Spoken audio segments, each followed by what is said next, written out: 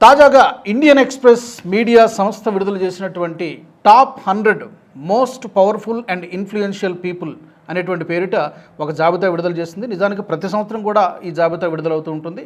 ఈ జాబితాలో ప్రధానమంత్రి నరేంద్ర మోదీ గారు మరొకసారి నెంబర్ 1 ప్లేస్లో అంటే టాప్ ప్లేస్లో ఉన్నారు.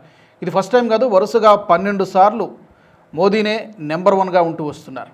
ఒకసారి మనం లిస్ట్ చూస్తే వేటి ఆధారంగా ఈ జాబితాను తయారు చేస్తున్నారంటే కేవలం రాజకీయ రంగానికి సంబంధించి మాత్రమే కాదు, రాజకీయాలు, business tycoons, sports, culture, cinema రంగం, ఇలా సమాజంపై ప్రభావం చూపిస్తున్నటువంటి వివిధ వ్యక్తులు, వివిధ రంగాలకు చెందినటువంటి దిగ్గజాలు ఈ యొక్క జాబితాలో చోటు సంపాదించుకున్నారు. అందులో నెంబర్ 1 ప్లేస్లో నరేంద్ర మోదీ గారు 12వ వచ్చారు వరుసగా. తర్వాత నెంబర్ 2గా అమిత్ షా ఉన్నారు.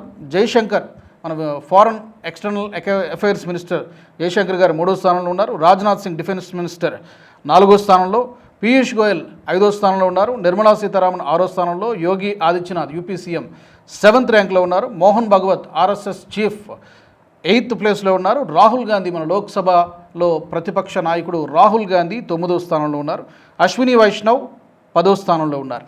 ఇక చాలామంది ఉన్నారు ప్రముఖులు. ముఖేష్ అంబానీ పారిశ్రామికవేత్త 12వ స్థానంలో, గౌతమ్ అదానీ 13వ స్థానంలో ఉన్నారు. నితిన్ గడ్కరీ గారు 15వ స్థానంలో ఉన్నారు. ఇక వెస్ట్ బెంగాల్ సీఎం మమతా బెనర్జీ 18వ స్థానంలో ఉన్నారు. నోయల్ టాటా అగైన్ పారిశ్రామిక రంగం 19వ స్థానంలో ఉన్నారు.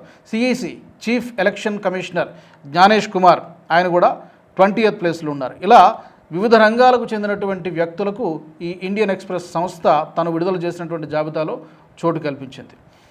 అంటే వాళ్ళు సాధించినటువంటి విజయాలు కావచ్చు, ఆయా రంగాల్లో వాళ్ళు అచీవ్ చేసినటువంటి ఫలితాలు ఎంత ప్రభావం చూపిస్తున్నాయి పాలసీ మేకింగ్లో కానీ, ప్రభుత్వంపై కానీ, లేకపోతే ఆయా రంగాల్లో ఎంత మేర ప్రభావం చూపించగలుగుతున్నారు ఈ వ్యక్తులు అనే దానికి సంబంధించి ఈ డేటా, ఈ యొక్క జాబితా విడుదల చేయడం జరిగింది.